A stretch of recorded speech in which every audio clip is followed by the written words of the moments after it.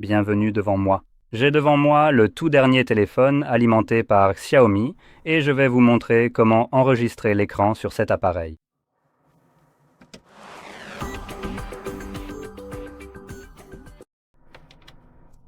En réalité, techniquement, c'est juste un...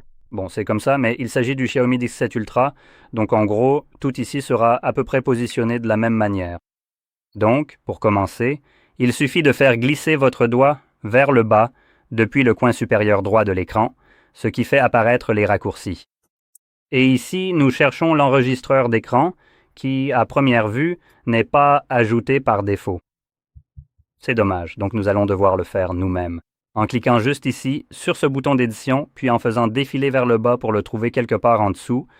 Heureusement, lorsque vous cliquez sur l'édition, cela affiche aussi les noms de ces raccourcis, car ce n'est pas le cas par défaut.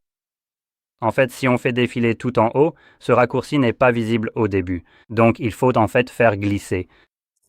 Vous aurez ce bouton ici pour afficher les étiquettes, donc ces étiquettes resteront ici tant que vous êtes dans la section des raccourcis.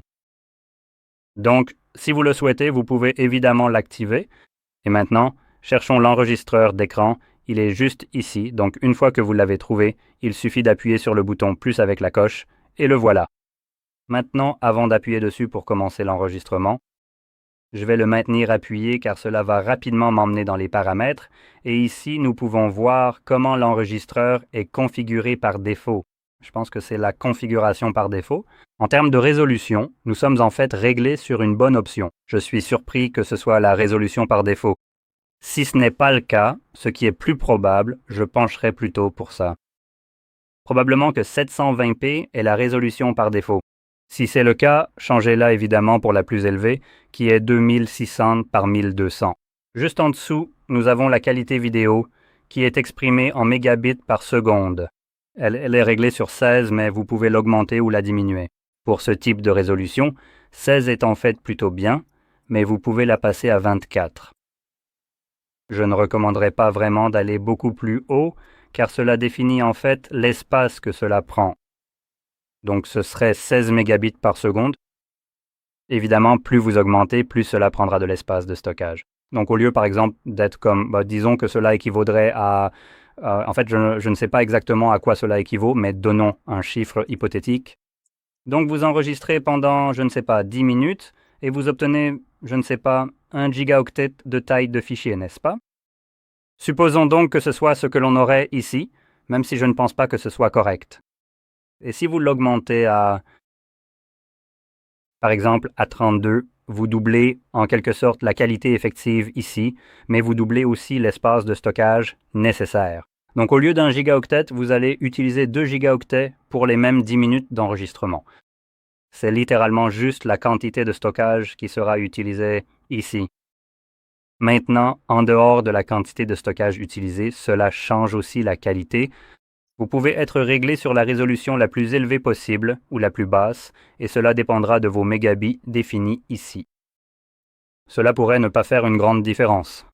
Vous pourriez enregistrer à cette résolution et la régler à 1 mégabit, et le résultat serait affreux. Vous pourriez la régler en 720p et la laisser à 16, et cela aurait un meilleur rendu que la version en haute résolution. Ce que vous cherchez généralement dans ce genre de cas pour le débit binaire, c'est d'adapter le débit à votre résolution d'une certaine manière. Ainsi, lorsque vous relisez la vidéo, vous ne voyez aucun artefact étrange, ce que vous voudriez éviter. En particulier, lorsque le contenu est en mouvement, par exemple lorsque vous faites défiler de haut en bas, de gauche à droite, ou simplement de haut en bas. En général, cela est beaucoup plus visible et prononcé avec du contenu comme des images et ce genre de choses, ce que je vais peut-être essayer de vous montrer. Je vais le régler sur quelque chose d'abominable, comme 1 mégabit, donc pour l'instant. Je vais juste fermer ça et je vais trouver le bouton pour démarrer l'enregistrement. On va autoriser et je vais commencer à enregistrer tout de suite.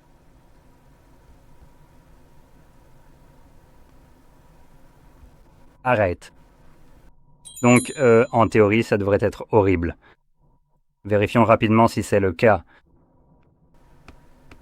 Quel psychopathe cache ce foutu tiroir d'applications, Jésus?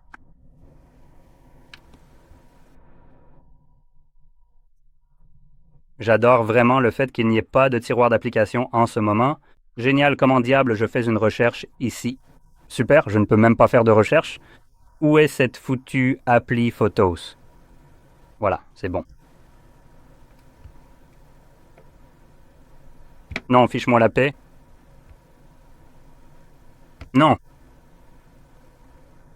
Bon, donc pour lire votre contenu, il faut aller dans les collections, et dans les collections, vous trouverez l'album des captures d'écran.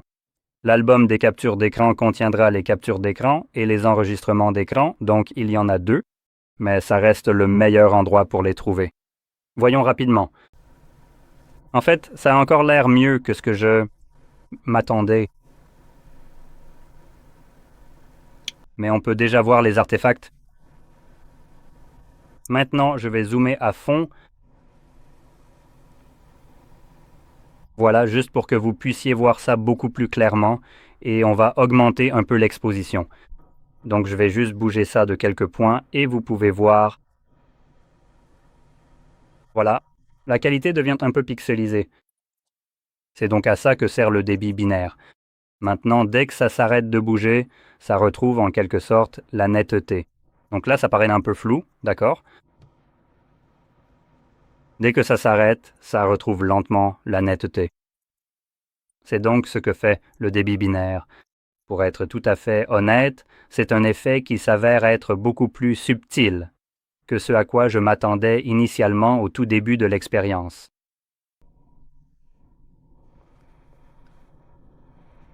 Donc si vous enregistrez du contenu comme moi, dans ce genre de cas, vous n'avez pas forcément besoin de choisir un débit élevé, vous pouvez le garder incroyablement bas et cela devrait rester tout à fait utilisable.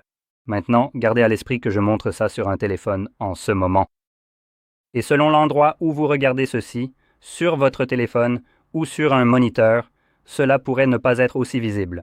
Si vous regardiez un contenu produit par un téléphone avec un débit aussi bas. Par exemple, sur une télévision, vous pourriez clairement voir la différence. Et il y a aussi certaines choses ici. Donc si je regarde juste là, je crois que c'était... Allez, arrête.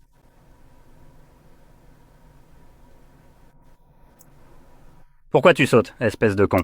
Voilà. Alors, je rêve ou tu te fous de moi là? Bon, tu sais, ça commence à me gonfler, mais une fois que tu regardes précisément à ce moment-là, il y a un peu plus de détails fins ici. Et il a un peu de mal avec ça, en affichant comme des sortes de pixelisations bizarres autour du texte lui-même. Bref, maintenant, revenons à l'enregistrement proprement dit, juste ici. Je vais retourner dans les paramètres juste un instant. Et une autre chose ici, c'était le nombre d'images par seconde que je voulais montrer, et il est réglé sur 24. Maintenant, contrairement à ce que Sony et Microsoft voudraient vous faire croire, 24 est censé être une expérience cinématographique. Ne croyez pas ces connards. Ce n'est pas le cas, c'est absolument abominable, et vous ne devriez jamais choisir un taux d'image aussi bas. Ce que vous devriez viser, c'est le 60. C'est ça qui sera le meilleur compromis. Ce sera assez fluide pour tout, et en plus utilisable sur la plupart, voire presque toutes les plateformes de réseaux sociaux qui acceptent les vidéos. Le 9D est aussi une option, mais gardez à l'esprit que des plateformes comme TikTok, Instagram et autres n'utilisent pas vraiment ce type de fréquence d'image. Donc, enregistrer à des fréquences d'image plus élevées sera redondant. Bref, on avait aussi les options pour le son qui apparaissaient, je crois, quand on a cliqué sur un interrupteur, non? Ah non, ce n'était pas le cas. Attends, il y en a un.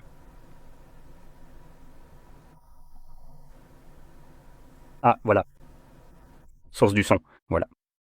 Donc ici, pour une raison quelconque, cela devrait normalement être visible quelque part ici, mais ici, vous pouvez choisir quel type de son sera enregistré.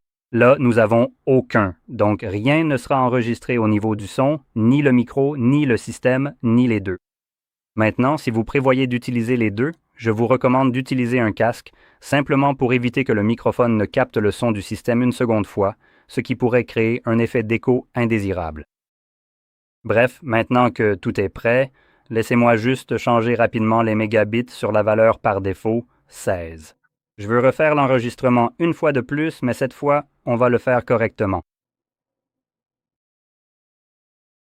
Maintenant, je peux aussi vous montrer autre chose que je voulais vous montrer, à savoir l'ouverture de petites applications médiocres comme celle-ci.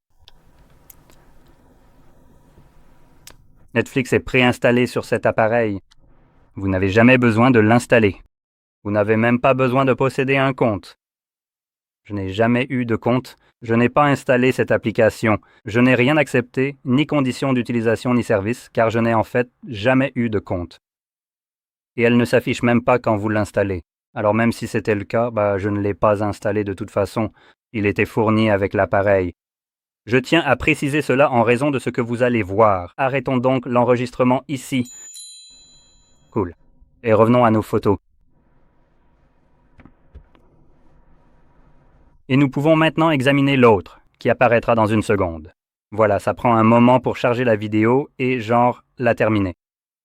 Mais ici, vous pourrez d'abord constater la netteté de ceci. C'est beaucoup plus clair, plus fluide, car c'est maintenant à 60 images par seconde au lieu de 24. Et ce que vous allez aussi voir, c'est cette saleté. Rien. Donc juste pour expliquer ce qui se passe ici, c'est une fonctionnalité d'Android. Maintenant, cette fonctionnalité est généralement réservée, ou plutôt conçue, pour des raisons de confidentialité et de sécurité. Votre vie privée et votre sécurité en tant qu'utilisateur ou propriétaire de l'appareil. Et le plus souvent, vous trouverez cela dans les applications bancaires. Maintenant, si vous considérez que vous avez peut-être, par exemple, téléchargé une sorte d'application, un malware, qui essaie en ce moment de vous espionner, pour voir ce que vous faites à l'écran. Et par exemple, chercher vos codes PAN ou mots de passe pour vos applications bancaires, n'est-ce pas? Les applications bancaires utilisent cela. Donc, lorsque vous ouvrez une application bancaire, un malware essaie de voir vos codes PIN ou mots de passe. Quoi qu'il obtienne, il ne voit qu'un écran noir et rien d'autre. Donc, dans ce cas, c'est bien que cela vous protège, en tant qu'utilisateur, contre le vol de vos informations bancaires. Maintenant, là où cela ne fonctionne pas vraiment correctement, c'est par exemple pour toute plateforme de streaming comme Netflix, Spotify, etc. Maintenant, ces applications utilisent cela comme un moyen de protéger leur propre vie privée et leur sécurité. C'est comme si votre téléphone, pour lequel vous avez payé, devait essentiellement travailler pour eux. Or, si je me souviens bien, vous payez pour leur service, donc vous ne devriez pas être responsable de le protéger. Ce n'est pas du tout à vous de protéger leur stupide contenu contre le piratage. Et bon sang, peut-être que s'ils ne l'avaient pas inchérifié, les gens n'auraient pas besoin de faire ça. Et à part ça, je crois fermement que si vous payez pour ce contenu, vous avez parfaitement le droit de capturer toutes les vidéos que vous voulez dedans. Vous n'êtes pas obligé de les partager, mais vous avez tout à fait la possibilité et le droit légal de capturer, dans le cadre de l'utilisation équitable, n'importe quel type de contenu, tant que cela ne dépasse pas une durée spécifique, n'est-ce pas? Et l'utiliser où bon vous semble. C'est couvert par l'utilisation équitable.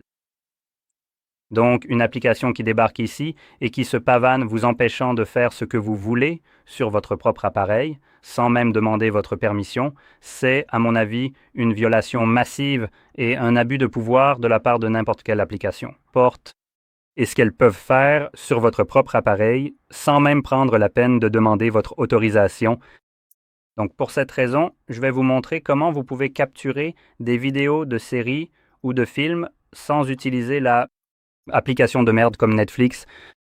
Et juste comme petite anecdote, c'est ironique parce que Spotify fait la même chose et vous pouvez enregistrer des vidéos sur YouTube qui contient aussi de la musique, non?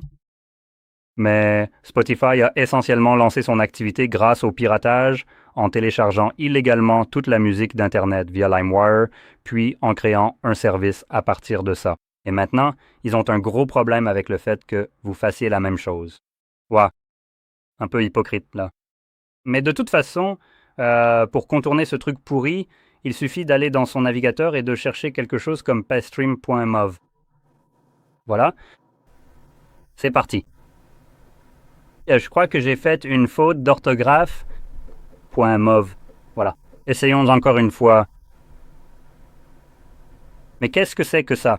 Je l'ai fait.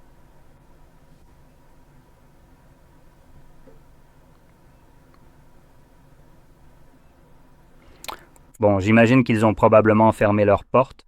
Je vais vérifier rapidement sur mon navigateur. Ce n'est pas celui-là. Ah oui.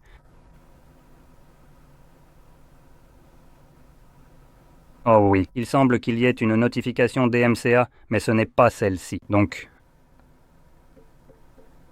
propriétaire, maman. Pourrais-je être responsable de leur fermeture, étant donné que je crée ce contenu? Celui-ci présente des probabilités frustrantes partout. Donc, aïe, je vois ces ordures. Le déblocage serait donc bénéfique.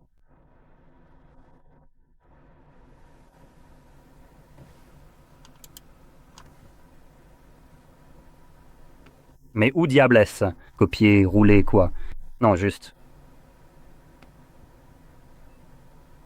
Hmm,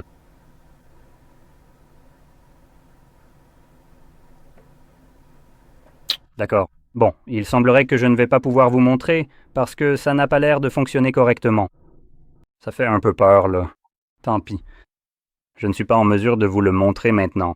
Je suppose que c'est quelque chose que j'ai testé moi-même et qui a fonctionné, car celui-là a été désactivé. Mais si vous faites des recherches sur Reddit, vous trouverez des sites web qui vous donneront essentiellement une liste de différents sites comme celui-ci, qui offrent le même genre de service que Netflix, HBO et toutes ces autres conneries. Rassemblés en un seul endroit et à partir de là, vous pouvez enregistrer pendant que c'est sur votre navigateur et le navigateur ne vous empêche pas d'enregistrer votre écran. Et franchement, si vous payez pour ce contenu, je pense que vous avez tout à fait le droit de chercher des moyens alternatifs pour obtenir une meilleure offre, un service qui fonctionne mieux et vous permet de faire ce que vous voulez sans être traité comme un fichu criminel sans raison. Et ouais, donc je le recommande. Ce sont en gros juste des sites web qui apparaissent comme des copies de Netflix et qui offrent la même chose. Et comme je l'ai dit, ils ne vous bloquent d'aucune manière, donc bravo à eux. En tout cas, si vous avez trouvé ça très utile, n'oubliez pas de liker, de vous abonner et merci d'avoir regardé.